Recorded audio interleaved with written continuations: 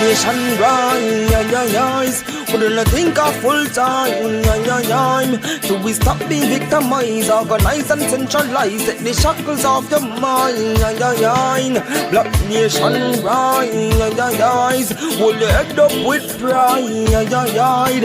Them no care about black lives. Now the ship a capsize. Open up your eyes.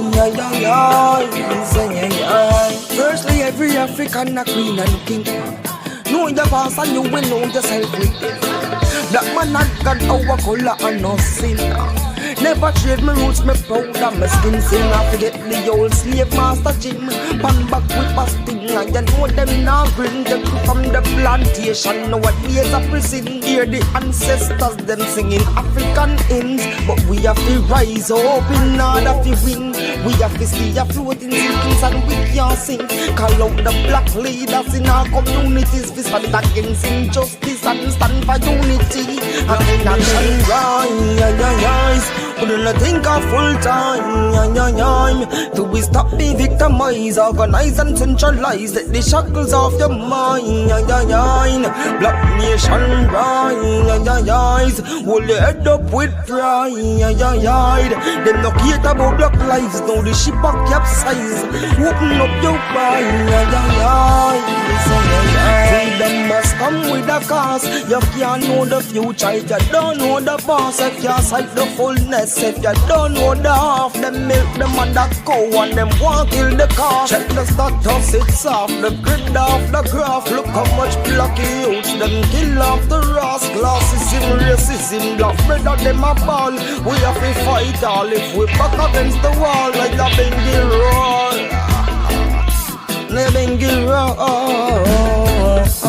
Go back to your roots and your window on yourselves. We did that with our friends, no one time to rebel. By the KKK, enough black brothers, them hang them in the suburbs, we in the projects, yo, you know see the trend. In a 2020, yo, we still a go pretend. Like slave master and slave bikini, they my friend. Like Black Panther, take a stance, yeah, my friend. Can't play cover, rise up from lions den. Reaching out to the rude boys and all the ragamuffins. You will fall for anything if you no stand for something. Black nation rise. Couldn't think of full time. To be stop being victimized, organize and centralize. Take the shackles off your mind. Black nation rise.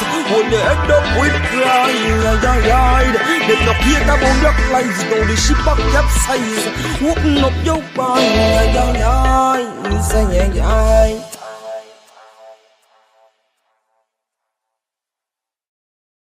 Good afternoon. Good afternoon. Afternoon, Jamaica. It is a pleasure to be here today on this, the Holy Thursday for 2025.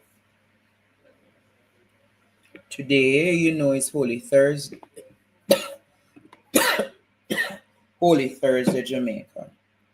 And it's a pleasure to be here because last night we had a very solid show, a solid discussion about fact-checking the labor rights them.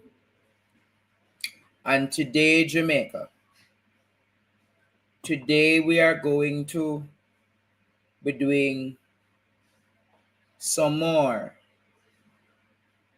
Today we have the General Secretary for the People's National Party, Dr. Dayton Campbell. I don't know what Dr. Campbell coming to talk about today, Jamaica. But one thing I know for sure is that when Dr. Campbell talk the labor rights, them not like it. I gather that last night, them in them feelings, Jamaica. And I know more feelings when carry after midday connection today. So, we know everybody I buy up them fish and Them I fry them fish. Me fry some I fry some sprat already. Me have some snapper me scale right now for go sort out. I wish me did get some parrot. Me not get no parrot Jamaica, but after the Easter me get my parrot them. Mr. Reese, Mr. Reese. Mr. Reese, I need my parrot them. So we're there and we are going to invite Dr. Dayton Campbell to come on now, Jamaica. Who ready for Dr. Campbell? Who ready for Dr. Campbell, Jamaica? Dr. Campbell, they drop the world. Not seeing you is what I want. You in the garden hiding too? Unmute Dr. Campbell. I'm here. Good afternoon to you and good afternoon to your viewers and listeners. What you eating? Fish. What you having? Sprat? Are you having some bites? Fish. Okay. Tilapia. You know, I don't know. Me can't eat them the freshwater fish. It's good for in terms of agricultural production and especially for the average Jamaican who can't purchase the 15 or the 1600. Is how much a pound for tilapia now? You know, so I don't know. I wonder how much a pound for tilapia now. But one thing that them eat as good roast fish. Yeah, it's not bad. It's not bad. So where are you today? You're in Kingston or you're in the nice eastern Westmoreland? I'm actually in Kingston today. Just completed a meeting and I have another one at 3 o'clock. So I'm in Kingston today. Okay. So we have another hour and a half to turn up Jamaica, no, sir? Correct. So let us start the discussion today, Dr. Campbell. What is happening in eastern Westmoreland? Well, as you're aware that Eastern Westmoreland is one of the stronger constituencies for the People's National Party. And we had a surprise defeat in 2020. But of note, if persons were to look at the numbers, they would realize that the Jamaica Labour Party has never reached 5,000 votes in Eastern Westmoreland. They have never polled 5,000 votes in Eastern Westmoreland. And even in that election, when they won, they got 4,862. The PNP votes fell off, and that's the reason why the MP won. So it's by default. And in the local government election that were held last year, the PNP was able to poll 1,880 more votes in the local government elections than we did in the general elections, winning the seat by almost 3,000 votes last year. So it's back to its normal self. It's a wonderful constituency. Still, you know, rich history, having been represented by the former Prime Minister, who's celebrating his 90th birthday season, as he called it. And I want to say happy birthday to him. I wish him good health and longevity. James Patterson. Correct. And, you know, the constituency has a nice mixture. You have the hilly interior, which is more rural and farming plays a large role there. And then you have the coastline down on White House, where you can have nice beaches, some nice beachfront properties and fisheries and other commercial activities there. Sanders White House there and other activities like that. You know, so it's a good mix, a good balance in the constituency. We're able to win all 4 divisions, and I am very comfortable. I'm very confident that we'll be able to return that constituency to the column of the People's National Party. So basically, you're saying that the entire Westmoreland going back orange? All fruits ripe. All fruits. All fruits ripening in Western. Yeah, nothing green. All fruits ripe. So you're saying between Westmoreland and Hanover already is 5 seats that for the PNP?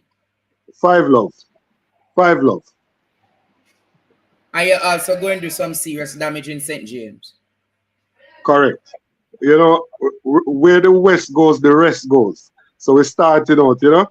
Normally the sun rises in the east, but on this occasion, you can look for the rising sun coming from the west. So as you talk about the West, I see that you're having an issue with the mayor of St. James. And I hear that you plan to even pursue legal actions with regards to him taking down your flags. The paraphernalia. So the mayor of St. James has the comfort of opinion without the discomfort of thought. And he obviously doesn't read much, or if he reads, he doesn't read with understanding.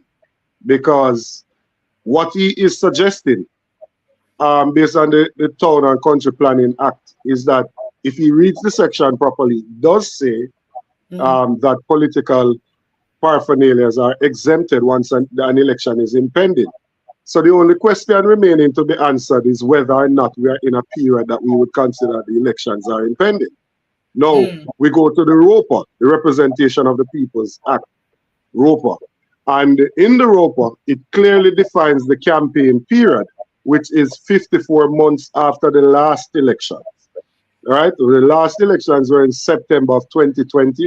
So in March of 2025, we're 54 months away from the last election, or 6 months away from the upcoming election.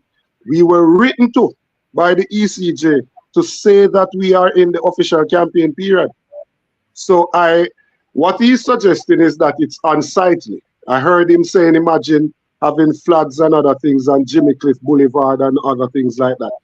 Now, the law says what the law says. There is a process in place to amend the law or to enact new legislation. What he cannot do is to create his own law and ignore the law that is in place.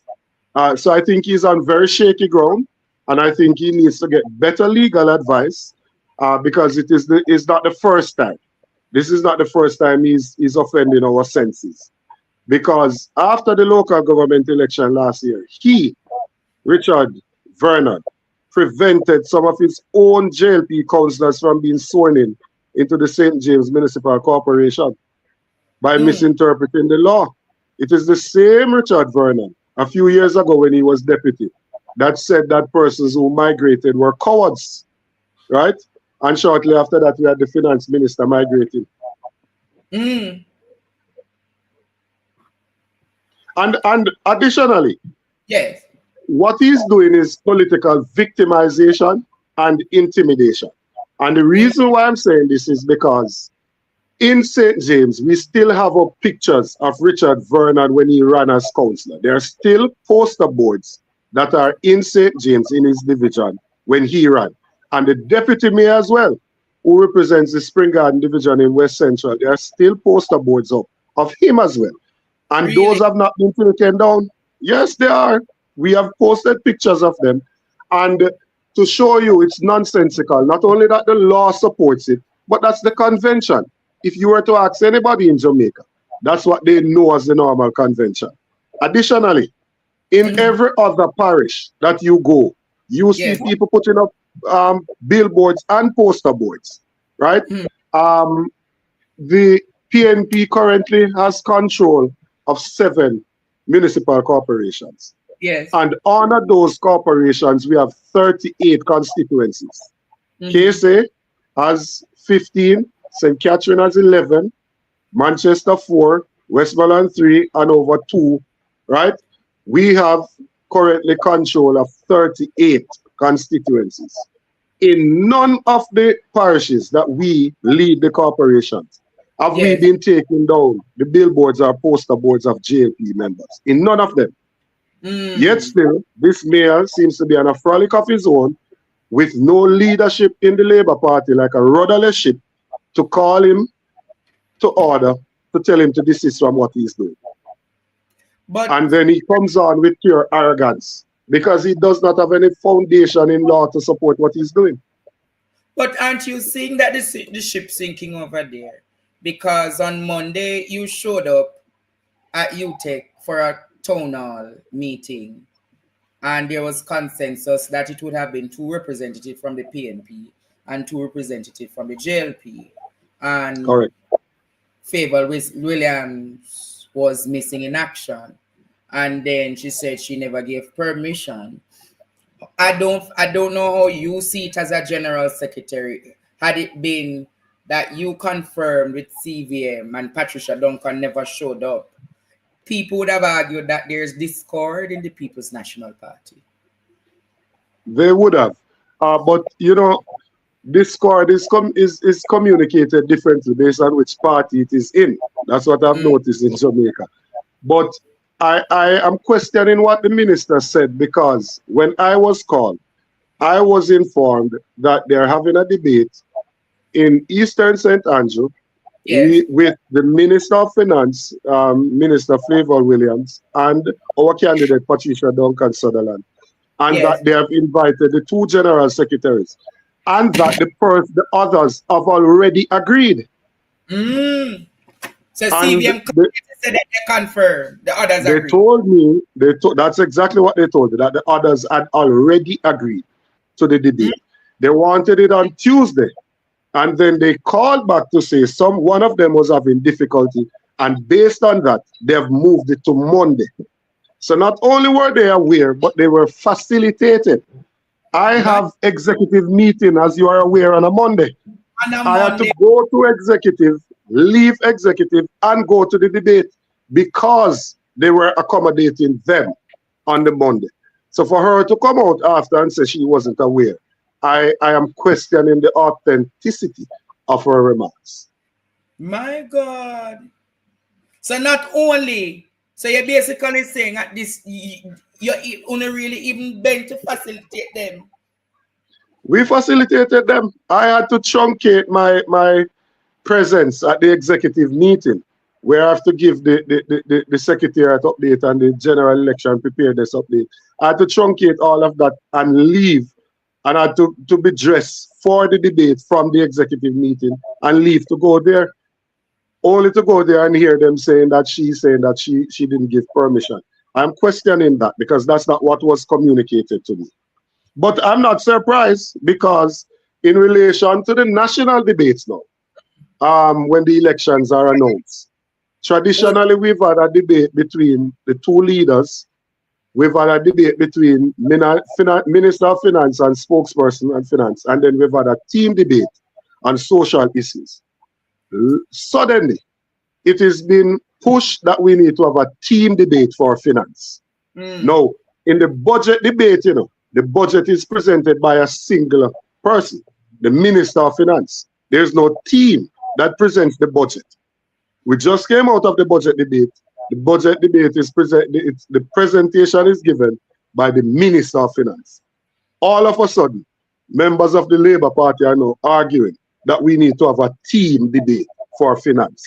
And I'm sure they wouldn't have been having this discussion if Dr. Nigel Clark was still the Minister of Finance. Or even Audley Shaw. Or even Audley Shaw. Right? So there's clearly a move to shield Minister Williams. And I suspect I know why, because they don't want any other comments about throwbacks and those sort of things. Because that they might not find favor with the public with those remarks. But you were brutally honest in that presentation on Monday. I tried to be. I tried to be. About the state of affairs. Because I am gathering words that in Western Westmoreland, Moreland, Wilson has plans to run independent.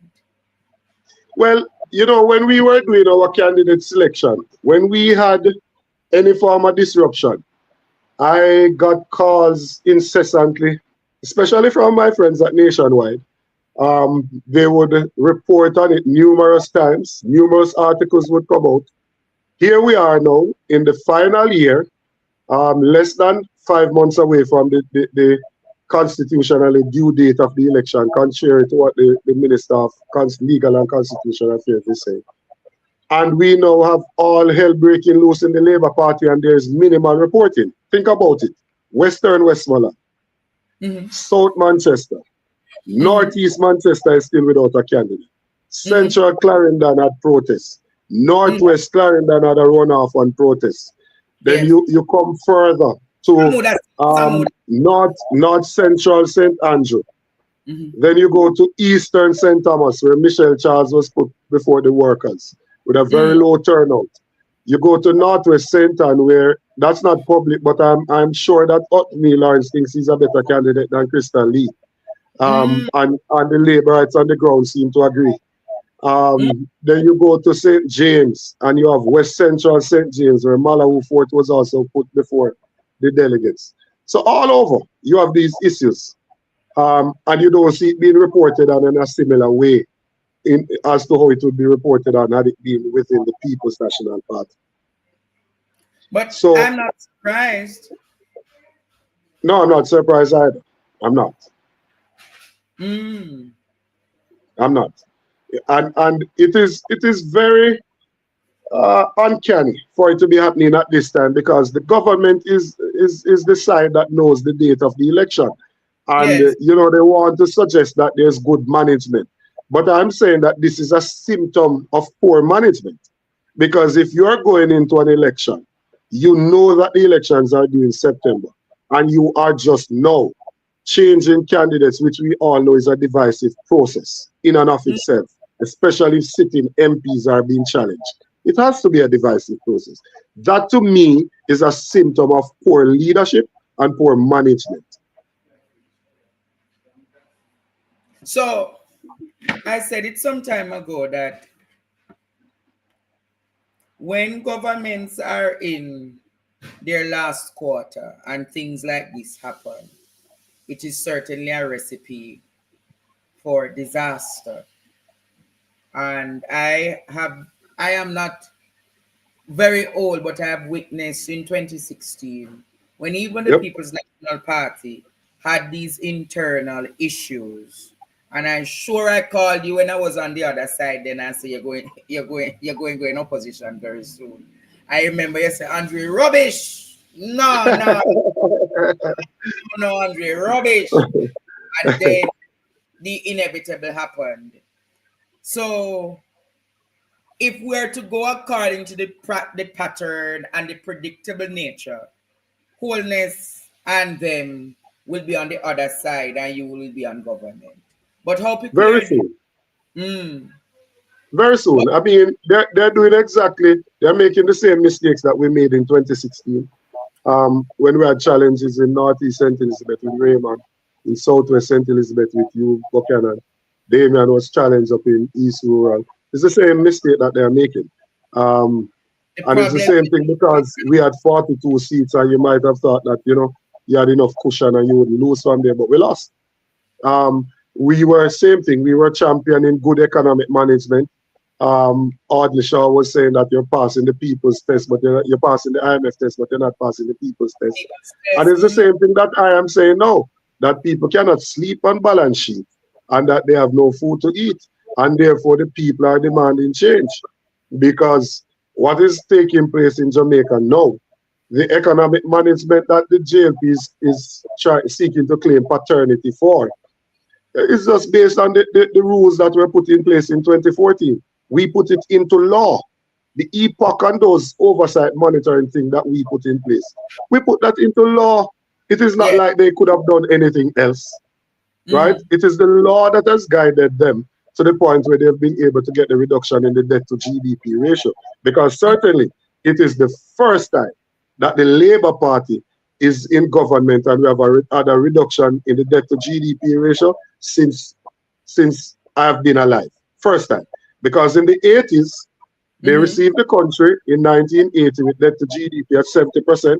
And by the time they finished, the debt to GDP ratio was at 262%, the highest it has ever been in the history of the country. At no other time has it been higher than that. That 18 years that they criticize, decreased the debt to GDP ratio from 262 down to 104%. Even with FinSAC, that added to the debt burden to ensure that the depositors and the pensioners didn't lose anything. Even with FinSAC, it was decreased from 262 down to 104. And the Labour Party, between 07 and 2011, brought it back up to 140s. The PNP had to go in and government and bring it down again to 150.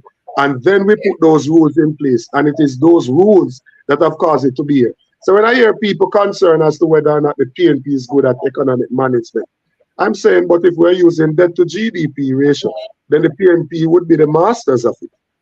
And the JLP would be the persons who are just learning it. Because there's nothing in history that would support them decreasing it before now. My.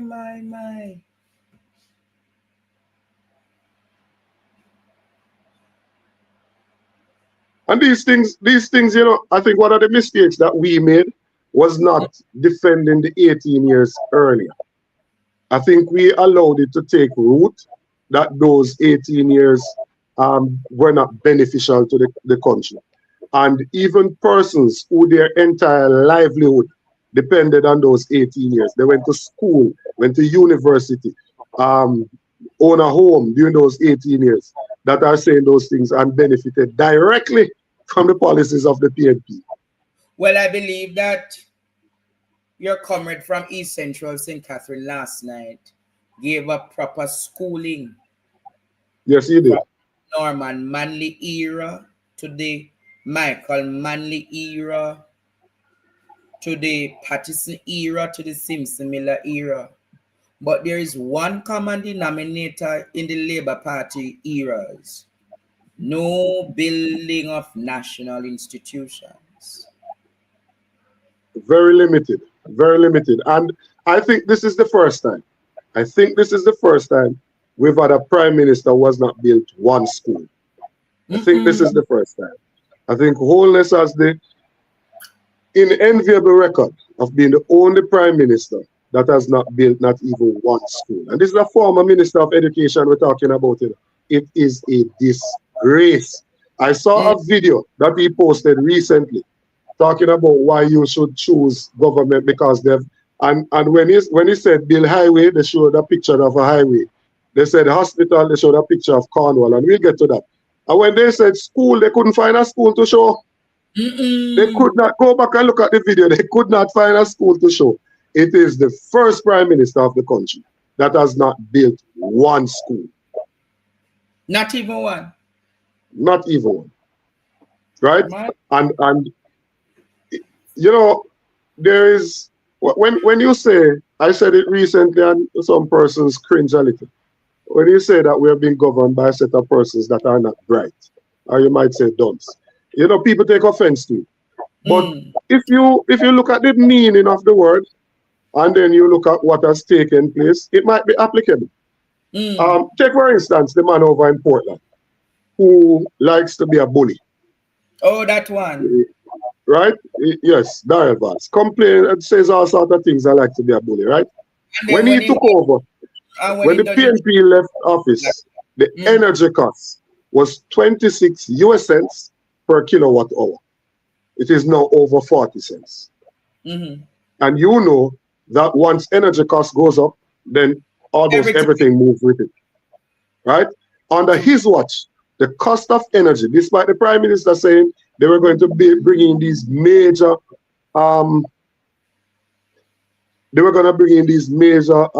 energy projects and things into the country.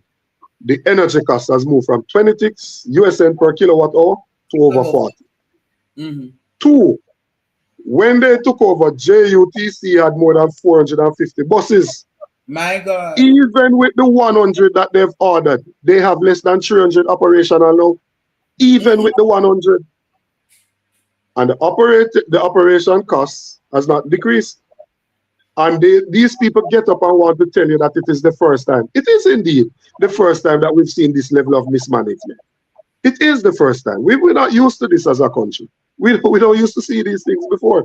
We've never seen a hospital being constructed and you say to build this hospital, to repair it, is $2 billion. And it turned the opposition says, build a new hospital. You're like, no, we can't build a new hospital because that would be 14 billion. And lo and behold, a few years later, the repair cost has gone to 27 billion dollars, and the facility is still not completed. Mm. It is the first time. We've never seen those things before. It is the first time we're seeing a prime minister where a business partner goes to the ATM machine 20 times to deposit money directly into his account. My God. We've never seen those things before. Have you ever seen a prime minister suing the country before? The prime Mm. minister is the head of state, you know. Have you ever seen anywhere before the prime minister in office is suing the people that he's representing? If the No, prime but minister wins, who is going to pay damages or compensation? Not the taxpayers. the people. How can the prime minister be suing the people? The people who can't eat a proper bun and cheese this weekend, you know. Because Absolutely. the cheese and the bun skyrocket.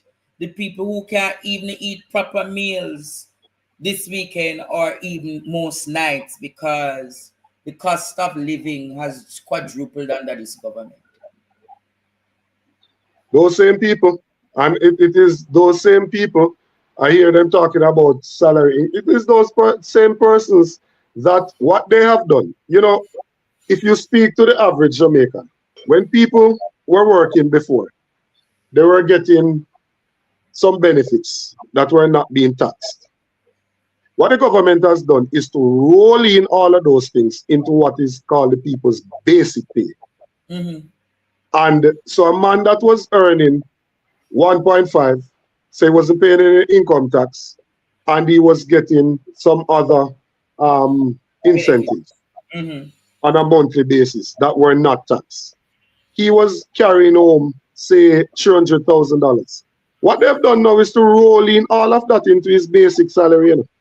Mm-hmm. So the $3 million that they've said we've moved his basic salary from 1.5 to $3 million, they say is a 100% increase. It's actually not true.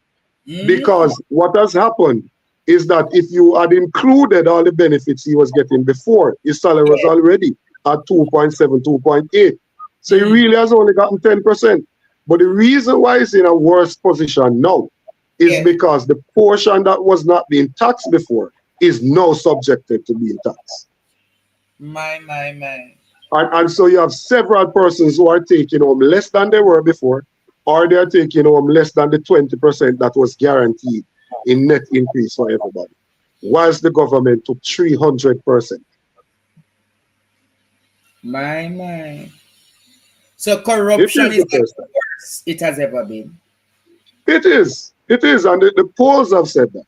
The polls have said that the level of corruption that we are now experiencing, we didn't see those things before. I keep asking people, if 10 years ago I said to somebody that here is a politician, there's an allegation that his business partner went to the ATM 20 times. He didn't transfer the money online, you know. It didn't write him a check. He went to the ATM machine 20 times to deposit the money directly into his account, right? And I said to you that here is an individual that the Integrity Commission, a creature of parliament, is saying, use charity money to purchase an investment instrument for himself. If I said all of that to you and that they're querying whether or not this person is paying his fair share of taxes, and I said that we all would agree that that's the end of that career. We all would. But now what we see, persons are defending it. Persons are actually defending it, and the person has enough gall to decide to take the matter to the courts. One time, you know, when you do something wrong, you would have take the shame and easy take away yourself and move I'll on. go one side.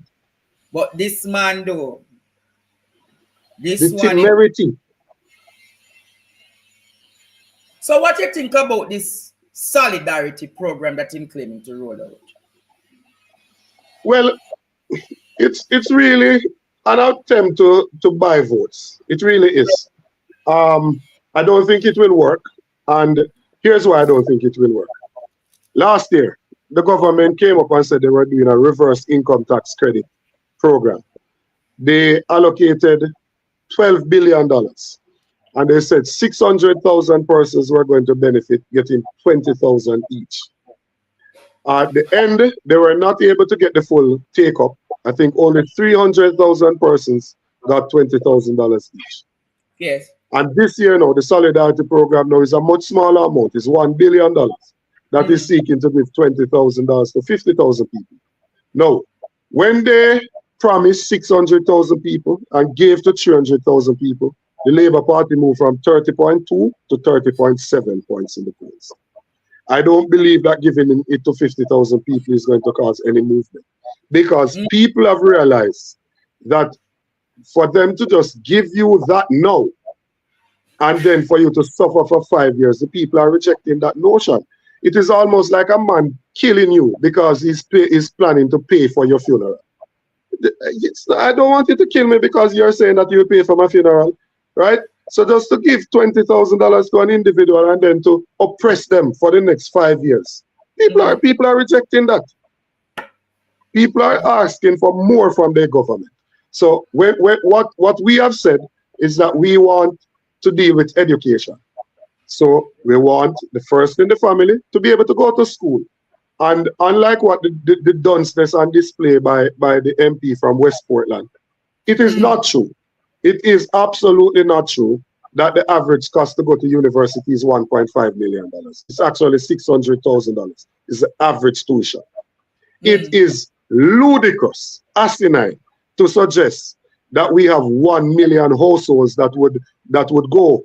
Therefore, he multiplied 1.5 million by 1 million and said it is $1.5 trillion. Absolutely ludicrous. Why is it ludicrous? Because in primary and secondary school, in total, if you take all the population together, we have 400,000 students. That's from grade 1 all the way up to grade 11. So it's not possible to have 1 million persons that would be going to university at the same time. We don't actually have 1 million households in Jamaica. And 3, we don't have 1 million university spots. We don't. Where would they go? Right? Each year, we have 30,000 people that seek CSEC or CAPE level 1 or CAPE or a percentage that seek CAPE level 1, CAPE level 2. At the CSEC level, only 18%, less than 1 in every 5, passes 5 subjects to include maths and English, which means that they could possibly qualify to go to university. So that's 1 in 5 of 30,000. You divide the 30,000 by 5, that's 6,000 people. That would even qualify just to go there. Not everybody goes there, and not everybody out of that 6,000 will be the first in their family. So I'm wondering, why is it that the JLP is fighting against education in this way? Because we know that education is what causes a child to live a better life than their parents. It is a vaccine against poverty. It is the reason why some of us parents can now relax, because they have invested in us. Right? They've given us a chance to break the intergenerational cycle of poverty. So I'm wondering what is causing the member from Westmoreland to be so violently opposed to the educational opportunity for our young people. All of us know that we have a level of absenteeism in school where students are not going to school because they can't afford to go, right? Either they can't afford the transportation costs or they don't have any lunch money. And we have said we're putting in place to ensure that every needy child in school can get a nutritious meal per day. And we're using data to support what we're saying. The FAO study told us that 55% of Jamaicans are suffering from food insecurity. They're not eating properly. That would transcend to the students as well. So we are saying we're putting that in place to feed these students. Why would a government be opposed to that? Why would any government be opposed to that? We have said that we want people to own a home. You think people are going to take a $20,000 from a solidarity program when they see a way that they can finally own a home, when they hear of rent to own, or a farmer, right? And we have 300,000 farmers in this country who don't have a pay stub, but they have finally heard of a way in which they can own a home by showing that they can make the payments on a monthly basis in the form of rent. And once they have gone over a set period of time, they can now convert that from rent to mortgage and become the owner. You think that individual is going to give up that opportunity to own a home over $20,000 that's been offered, or $5,000 in a green shirt? They're not. So I'm not worried about their solidarity program, because I think that this government as much as they're speaking about aspire, I think their time has actually expired. Expire. But you know, you're the man say, who fi stop him? The people are going to stop him. He's behaving as if he owns the country, right? The people are going to stop him. That's who are going to stop him, you know, the people of the country. They are the ones who go there to vote. He has one vote just like every other Jamaican. And they are going to go there and they're going to cast that vote to return decency to leadership. We did a poll, you know, with Don Anderson, that 80% of the persons we polled said that if you are not certified by the Integrity Commission, you should be disqualified from running. 80%. Is how much years him not certified now? This year now go back kid 4. I think it's 4 years now. My God. How can we continue like this? We can't continue like this. But well can't be tracked, Dr. Campbell, so him can't get certification. And that's why he should step aside now, because another man wants to take over. So what you going to do when him launch out the bogus ballot them pound? No, there will be no bogus ballots that will be allowed to be used. Right? We're training our workers. We're ensuring that we have purchased our own integrity lamps for our training sessions so that our indoor agents can use those in the training. And they will be able to look for the security features on the ballots and on the IDs. And once persons come in and don't have those, they will not be allowed to vote. So we are not allowing this election to be stolen. This election is going to be free and fair and free from fear. But you know, I want to ask you a question. Had Mark Golding been in the office of the Prime Minister and had been uncertified for 2, 3, 4 years, wouldn't the media be putting some serious pressure on him? The media would have castigated him. He would have been persona non grata, but the People's National Party would not have allowed it. The PNP would not have allowed it. Right? It is an indictment on the organization that the Prime Minister leads, that they have gotten to a point where they have a leader that cannot be certified by a body that has been put in place by the Parliament. And he has decided to take that body to court. And then they pretend as if it is nothing. It is something. It is something. When we see the moral decay in the society, it's because people are looking up and they are saying, well, if the leaders are doing that, why can't they do that? How do you tell somebody that is a scammer that they are to live in an upright way when they are looking on and they are saying, but these people are doing other things? Not that I'm saying they are scamming, but they're looking up and they say these people are doing other things. How do you change them from doing that? That's a part of the problem that we are having, that we have a youngster that we say stay in school, do well. They're in school, they live with their grandmother in country, them tie up, goat them, good what them do. They get their subjects, they go to university, they come back, they can't get a proper work, they still live with grandma. A student who did not do any work in school, didn't pass any exam, but now is calling, dialing, and is now flossing, driving the markets of the big house on the hillside and showing Hennessy and cars. How do you tell the youngster that is coming up? Which one of them should be a role model for that youngster? We can't have the leaders. It is not who we are as a people. They are trying to normalize some things in this country that we should not allow. They are trying to normalize some things in this country that we should refuse. Yeah. We should reject, right? And I'm waiting on well-thinking persons in the society to come out and speak up. They come out so often against me, just based on an utterance that I make. Yet still they refuse to speak up against persons whose actions bring the country into disrepute. And actions speak louder than words. Yes, sir. So, looking on, I don't want to give out your electoral victory. But you ready? Go ahead. You ready? Oh, you're asking? Yes, man, we're ready, man. We're ready. What does it take for a political party to be ready? So in 2020, when we did our strategic plan, right, and we're looking at the options, obviously we have to do one for 4 years and do one for 5 years. So a strategic plan would have been to first get the party united, get the party, get persons in the different roles as spokespersons who are competent in the areas that would have gone out and done the research, interacting with the people, so it's informed from the people to put the policy platform together.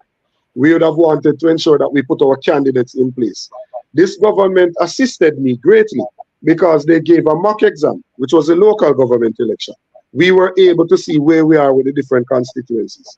Based on the local government results, we're able to change some candidates, right? We changed about 7 candidates coming out of local government, right? 1 or 2 had some disputes, but for the most part was seamless. We were able to say, all right, now that we are at the final budget debate, the leader, Comrade Julian, was able to present our policy platform. And we still have some things left that we will say. We was able to present those things. Wait. So you're saying with all what you proposed already in the budget presentation, there are more goodies to come? There are still more things, because remember that there are some proposals that you can present that just requires a signature, that we wouldn't put those now, because no less a person than the Prime Minister is saying to give him the ideas, make him implement them, right? And we're not into that. The Prime Minister is the only person I know in Jamaica who is going around begging a jacket, right? I don't know nobody else doing that. Normally when you get a jacket, I know you don't know. He's the only person that is going around asking for a jacket, right? So we're not giving him those policy proposals yet. Those will come when the elections are announced and we're in the campaign, right? We were able to do all of that. We're now in the process of our divisional conferences. Now, if you understand the political cycle for the PNP, where we have our greatest level of activity, is between April to September. That's when the greatest level of activity is for the PNP. Because our divisional conferences start in April, May, June. Our constituency conferences, July, August. And then we culminate in September with the annual conference. So that's our heightened period. That's when we poll the test. That's when we are on the ground swell is there. That's when we are. That's when we are moving. It looks like you're going to have another conference before the general election. No, man, we won't. The truth is that the Prime Minister has now backed himself into a corner where there isn't much guesswork left about the date of the elections. You know, there isn't much guesswork left. The written papers for CSEC starts on the 4th, I believe, of May, the Monday, right? The Prime Minister will not be allowed to disrupt CSEC exams. That's a regional exam with exam every day until you get to June, right? So really and truly, you're looking either for an election to be announced in late May, when they realize that they were out-enumerated in the last phase, or if they have not realized that, then they will call the elections in June to have them in July, right? Anything that goes beyond that is an extreme risk that they are taking, because remember, the hurricane season starts in June. And last year, we had Hurricane Beryl on the 2nd of July, right? Additionally, the international space is there is a lot of uncertainty. Food prices are likely to go up as we start importing that inflation, which is going to increase the burden on people. So the longer the Labour Party waits, is the more seats that will be won by the People's National Party. So there isn't much guesswork that's left in it. But Dr. Campbell, you hear any argument about some visa stipulations coming from some Caribbean countries, and Jamaica is one of them? No, I haven't heard. Oh. Your source is probably better than mine where that is concerned. I haven't heard that. But I think you must see on that one in Dr. Campbell. Get your. I'll check. Because I'm hearing some rumblings and some things, and I'm going to dissect it tonight. But it's very important that we look into that. But you realize, though, Dr. Campbell, that the foreign policies of the country, there's no direct foreign policy of how we engage X or we engage that, etc. Aren't you concerned about the transactional foreign policies of the whole this administration? We are, but we've taken a decision that foreign policy should be dealt with by the government. And as such, we have limited our comments on the foreign policy because of how it is currently, and we've allowed the government to lead on it so that people can see where they are. Historically, No, people know that we've, hold on, let me just complete the point. Historically, people know we have always taken a principled stance, the PNP, from as far back as how we dealt with apartheid South Africa, from Norman Manley days. How we dealt with Cuba and China under Michael Manley. And PJ Patterson is a regionalist. I mean, he's an international leader that is well respected. That we've always determined who our friends are based on their relationship with us, or they treat us, not being dictated to us by anyone else. The Petrocarib deal that we have is still probably one of the greatest social engineering programs that has ever been done anywhere in this side of the hemisphere. And it is based on those things and the kindness in those relationships that we're able to bring down that led to GDP in the last PNP administration from the 140s down to 150. So, I mean, we take a very different position from this government. And their stance is not new. They expropriated the shares from the Petrocarib deal earlier in the administration. They took some decisions. I mean, Kamina decided to break ranks and run for Secretary General. You know, their approach is much different from ours. And, you know, we have always sought to maintain relationships by being friends to everyone and enemy to none, and looking out for the best interests of the people of Jamaica. And that's what we will continue to do. But I see that one of your Chancellor Black Eye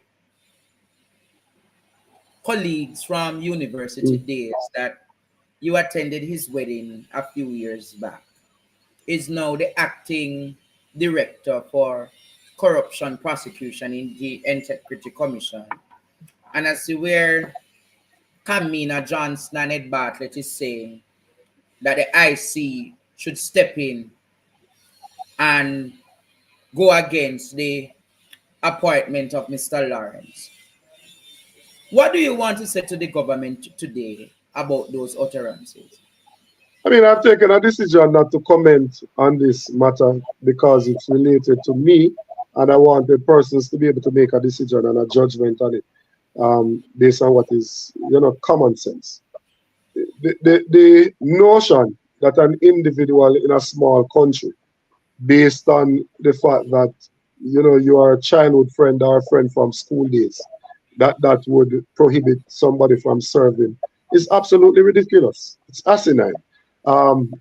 It doesn't take into consideration the person's competence, the person's integrity, and the person's right of association. I think it's a dangerous path. It's another example of this government trying to take this country down a very slippery slope. It is a dangerous path to place the country on. Because I was in school in Chancellor with Floyd Green. I was in school in Chancellor with Xavier May, right? With Warren Newby, right? These are persons that you were in and around the politics with. Yes. When we were in university and your friendships were being formed, they were not being formed based on politics. They were not. They were formed based on what you have in common with people. You're talking to your friends. You don't even discuss politics with some of your friends. There are some of your friends as well. The notion that all of my friends have to be PNP is also offensive. Yes. Because I do have friends who are not PNP. Tyrone Wilson is my friend. I served on the guild with Tyrone Wilson. Tyrone Wilson is obviously not a PNP. The other persons who are not PNP that I'm friends with. So that notion, I think, is contrary to who we are as a people. It's contrary to who we are as a people, and we should not allow this government to divide us. Between what the mayor is doing, they're flirting with taking this country back to the days of political tribalism political violence, political victimization. And we should elevate the politics above that. But I find it strange when husband and wife take over the parliament and members of the government. And the Prime Minister's business partner is the chairman of UDC and HAJ. Yes. I find it very strange that the government don't remember or recall those things. But probably and the former G2K president is Enrock. You have persons all over the place. Frit that ran in Northwest Manchester is now at Chase, is at SDC. I mean, it's absolutely ridiculous. That the suggestion being made, if I'm to make light of the moment, the suggestion must mean that my friends from Chancellor days or any time before should not be invite me to their wedding. That must be the suggestion, because it couldn't be nothing else. It's ridiculous. It's not a political activity that they're saying that the person was with me. You know. It's a wedding. A wedding which the DPP was present at. Who was there? The DPP was present at the wedding. Anna was at the wedding? Yes, the DPP was present at the wedding. The president of the Supreme, was it the president of the Supreme Court that was there? Several persons that were there. My God. It wasn't a political meeting. People are exchanging their nuptials and professing their love for each other and their commitment, and you're there in support of persons that you have known, that you enjoy good relationship with. It has nothing to do with politics. I never knew this. So then, no, Jamaica. And this is why you must talk out, because when you talk out, many of them might not like it, but the people of Jamaica appreciate your honesty. So where do That's the truth. Well, we're now in the phase of doing our town hall meetings and our divisional conferences, which gives us an opportunity to get the word out, to get our programs out to the people. We have an opportunity for our spokespersons to take the message to persons. So I'll be taking the agricultural message across rural Jamaica and some of the urban areas as well. So persons can know what a future PNP administration will do for them. We are tightening up our organization in the constituencies to ensure that the necessary things that we know are needed to win an election, that those things are in place. I find it funny, laughable, when the government suggests that we have been campaigning and they have not, right? The government campaigns almost every day on television and radio, almost every single day. They have changed out the chairs at tax office into green, the bikes for police into green, all sorts of things. They've almost turned the entire thing into green, right? In the bus green. Yes, right, and they're on TV every day talking. We do a one Sunday meeting and the leader is on the road one day in the week, and they say that is campaigning. The last 2 times that we went out there to campaign, in local government election, we polled more votes than the Labour Party and we won more divisions. In the 2 by-elections last year, we went in there, we won both of them. They had beaten us in Anan Town just months before, and we went in there, we took it back from them with the same candidate that had lost. There is nothing to suggest that when we get into a campaign, they will out-campaign us. It is not true, right? When you have persons on the political platform, you are going to have the leader of the party, you're going to have Comrade Crawford, you're going to have Comrade Price, you're going to have myself. The Labour Party won't be able to put up anybody to contend with that. They won't be able to. Who are they going to put up? Floyd Green will be buried in his seat. He will be buried in his seat. I see you send Miranda to fix him business down there. And she is going to fix it properly. My God, so Floyd Green have to go find a next constituency like Tufton soon. That's what he will have to do. But it's pure bangarang, as you would say, is going to go on over there. You know? After that time, it's pure bangarang going to go on over there. You know? give some news about up down Belmont Road right after Because the election. if you realize now that the Prime Minister, knowing that he's going to lose, is placing candidates based on who supports him. That's There why I is know what absolutely no. that seat, you know. But just look at it. Just look at it. Delroy Williams was placed in Central Clarendon without a runoff. Warren Newby was placed in a runoff. Moreland Wilson was placed in a runoff. Tom Tavares Finsley is going into North Central without a runoff. He is literally placing persons who support him. Right? That's all he's doing because he knows what is coming. He's already conceded. He's just talking tough because he can't come out and say anything else. But he has already conceded by his actions. Do you regret the People's National Party at the time supporting Juliet Holness to become Speaker of the House now? Having seen the myriads of disrespect and bullyism being offered. Yes, she bullied. She attempted to bully Fitzjackson. Yes. Well, you know, and that was funny because in that meeting she was suggesting that she learned so much from the director. And I'm saying to myself, these people really don't read, because what the director said is what is in the Constitution, you know, in section 67. And it was said on numerous occasions by the PNP reps. It was said by the director before. It was said by the past director Fisher. It was said by the past chairman Errol Miller. It was said by all of those persons before that. But they were tunnel vision into thinking that they are parliament with their majority and they can do anything they feel like. We told them that once you run the boundaries through the middle of an existing constituency to do what Warmington suggested. So for people out there who are asking, why is it that we are against Portmore? We are not against Portmore. That's not the issue. The issue is that if they had brought Portmore municipality to become Portmore parish, there would be no issue.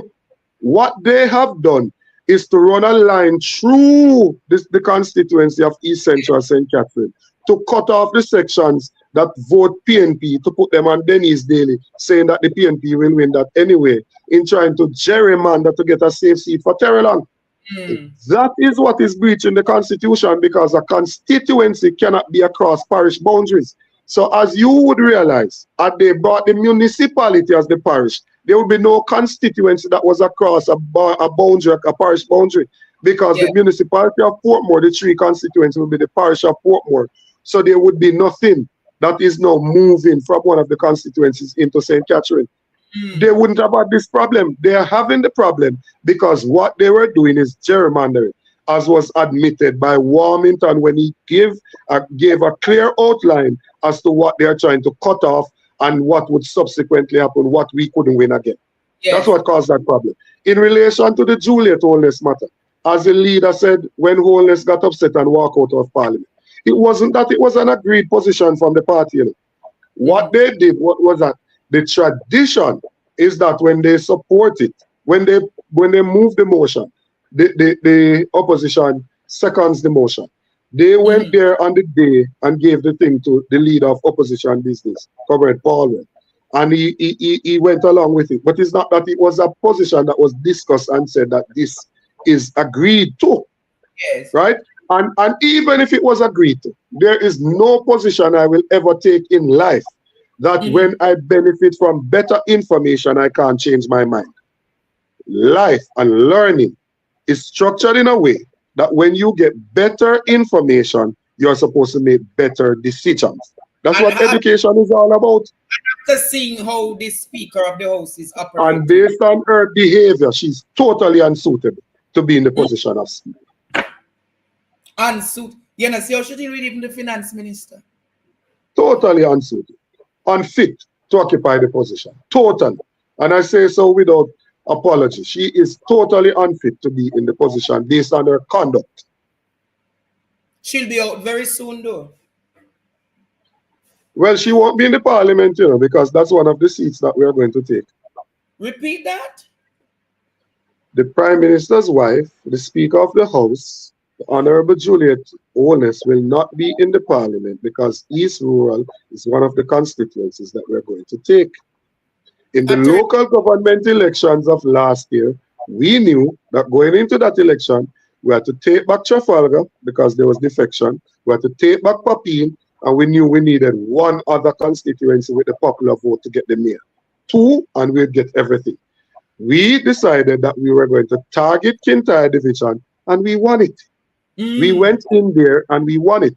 The JLP lost the KCC because Juliet Holness lost Kintyre division. That is a fact. You have Harbour View, Kintyre. Yep. And we lost Mavis Bank by, I think it was 13 votes. If I had better information on the day and I had gotten to Mavis Bank, we would have won it, you know. But it's one of those missed opportunities. It's one of those missed opportunities. I didn't know. The team there did not send out the SOS. That's why she get so much steel and cement and black. And I say I buried assistance. A little bit too late. When I go to church, they used to say, too late shall be your cry. It's a little bit too late. Yes, too late. It wasn't filled by rain, so it's not going to be filled by dew. Hold on there. Do you have a comrade over here? Him not going to stop till me answer.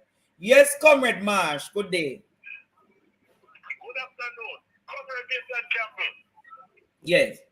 Yes, Comrade Marsh. Yes, man. All right. Sometimes we make light and serious things. But if the JLP want to give themselves a chance, move to let them be the Speaker of the House and put Anne-Marie Vaz there. Hey! What you say? What you say, Mr. Marsh? If they want to give themselves a chance, move to let Holness as Speaker of the House and put Anne-Marie Vaz there. Where they come from? Send it back, send it back. Every evil arrow, anywhere he come from, send it back. If I China, if I... What you say, Mr. Marsh? Repeat for me one. The JLP can give themselves a chance by moving Juliet Holness as Speaker of the House and replace her with Anne-Marie Vaz. Why? Ball out! Whoa, yo. We need help, Jesus. Jamaica need help. Shift the parliament.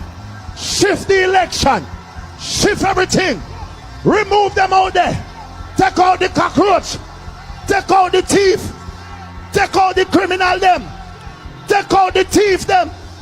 Take out the murderer them. Take out the gang leader them. Out of parliament. Mr. Marsh, talk where you talk for me. Yes, and I don't want the Copyright Act law to come down on me. Yeah. Right? So I'm going to borrow a word.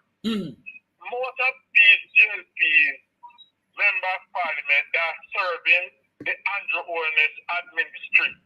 Administrate. They are serving the Holness administration. And for a man like one of Jamaica's top criminal lawyer. Each man going to blame the PNP about Marcus Garvey business, and he blamed the PNP when never farm at the time. That's Raymond tried to give us the history. Yes. When Marcus Garvey was in his problem and wherever, the PNP never farmed yet. But Sam Tavares come to blame the PNP for that. But Mr. Marsh, today is Holy Thursday. My name make people them burn up them pot now. What a thing. Me not make them burn up them pot, but we just have to touch base. And because Dayton Campbell knows so well if me not agree with him, I got to tell him straight and agree with him. But look at the light where the man shine today. Yes. Look who the daddy wedding. And you tell me that them want to pick out after you hold on. After your bright, yes, I can look how much of the big guinea got them daddy wedding and you want this. Mighty God. No man. All right, Marcy. Just before I go. Dayton, Comrade Dayton Campbell. one dog bite you, and the same dog bite me now. The same dog bite me. Put up the picture all over the place. One dog bite Dayton and the same dog bite. You know why that you make that why you know why that mongrel bite you? Because you go the mongrel pen. But Dayton did silence the mongrel, you know. Dayton did silence. So you remind the mongrel of it. Remind the mongrel of it. So the mongrel knows sorry, make a nasty him up. But it is what it is. Anything will happen nowadays, time come. All right, Mr. Marsh, go on through later. Hello, welcome to Midday Connections. Good morning, Andre. Do you have Dr. Campbell on with you? Yes, sir, he's on with me. I want to ask him one question. I just want to say something here. Is he hearing me? Go ahead. What is the question, my friend? All right. The question is, I want to ask Dr. Campbell, do you think that the PNP missed a glorious opportunity to really put the squeeze on this JLP uncaring government? Why? When they announced this huge increase in their wages, if the PNP had said, look, we will not accept this. We know that we need a raise. But if we can't give the public sector workers, the nurses, the teachers, the doctors, the civil, the public servants, if we can't give a better livable wage in the I get your point. Dr. Campbell will respond to you. I get your point. Yeah. Don't you think they missed that opportunity to win over a lot of undecided people? All right, I got your point, my friend. Thank you. Dr. Campbell, you want to respond to that? I heard oral tracing with that yesterday. It seems like persons are forgetting that we did hold a press conference, myself and the leader of the party, where we said exactly that. We did. The leader and myself went as far, right, as suggesting. You have to understand, you can't say that you are not accepting the money. You can determine what you do with it when they put it in your account. But it is the government that is paying people. It's not like you can get up. If the government says that they are going to pay the opposition, they're going to pay our MP whatever amount of $1 million. You can't say to them that you're not accepting it. What you can do is to contribute the percent, what is above what you are willing to accept to whatever cause you want to. And that's exactly what the leader of the party has been doing. So we did have that press conference. We did say so. But what people have to understand is that you can't blame an opposition. The same way we get no credit if the government fix a road is the same way we get no blame when the government implement a pay increase. Right? It is the government that is governing. You're there, caller. So that is the point. Let me take one final call because Dr. Campbell have to go finish up him lunch to go prepare for his 3 o'clock meeting. Yes. Good afternoon, Professor Comrade Campbell. Professor, PNP, I've got to give PNP 2 labor right danger. Pardon me? Miss Rose Leon and Andre Stevens. What you said? God, I give PNP 2 JLP person. Miss Rose Leon and Andre Stevens. But Rose Leon not dead, so where you call me? How will you try to get that? No, I just thought the work that Rose Leon has done for the PNP as a mayor and the work you have done for the PNP now. The last night program. It's the last night program. Yes. A few of us PNP like me and Edward have been calling for the PNP to put people and these podcasts to push back against JLP life with facts. We have been calling it over from JP, I do them from last year. We need we might talk about a response task force. I'm sure Dr. Campbell working on that, man, a response task force. Yeah, but now that the trend has been set, we have in Dayton Campbell, having Comrade Raymond Price to show Jamaica who is the physical of education policy in Jamaica. Yes. Last night. I remember when I used to go to here. You can't take too long with that point, my friend. No, I'll tell you, we have this debate of who will in VTech school. And everybody was saying it was Bustamante. And then we checked the records and we said started from 1958. All right, my friend, I hear you. All right, Mr. Sam, I hear you, okay? Yeah. All right, bless you. Hello, welcome caller to Midday Connection. Yes, Andre. Make it short and spicy. Yes, I'm making it fast. I'm calling from Western Center. I'm bigging up Dr. Dayton Campbell, and a JLP supporter called me yesterday and tell me, say, we must beg our General Secretary to stop beat them General Secretary bad. I say, well, he will not stop beating, he will beat you bad. Beating them bad. I've been the chairman up here, and every man that's in Western Center, I've been running up and down like a chicken without end. So you say Alba being a this sound like a 2016 election. This sound like the 20. This sound like 2011 election being reincarnated. Tell him to mark down that seat, our General Secretary, mark down Western Center because it's picture for the People's National Party. All right. That is the seat to watch in this election. All right, my friend. Hear you, General Secretary. Hear you loud and clear. Respect. Well, Jamaica, it was a pleasure having 4 toes now on a Holy Thursday on Midday Connections. Media houses now carry them your number morning or night, Jamaica. So I appreciate that partner Joe can do this any hour, any day, any second. And I know that Dr. Campbell will be using this platform in the election time to do the virtual. For sure. Jamaica. So when the manifest, I want to commend you for the work that you have been doing. I think you are to push power there right now. Yeah, man, you've been doing well in informing the public, keeping them entertained as well. You know, and I think it's admirable what you do. Whenever I get home early enough, I watch at night, and I always have a good laugh and always learn something as well. So I want to commend you on the good work that you're doing. I encourage you to continue to do so. It's a lot of work, but we have to do what we have to do. Yeah, man, and you're sharing some of the responsibility to ensure that East Portland gets back to the PNP column. Well, I some of that responsibility, yes.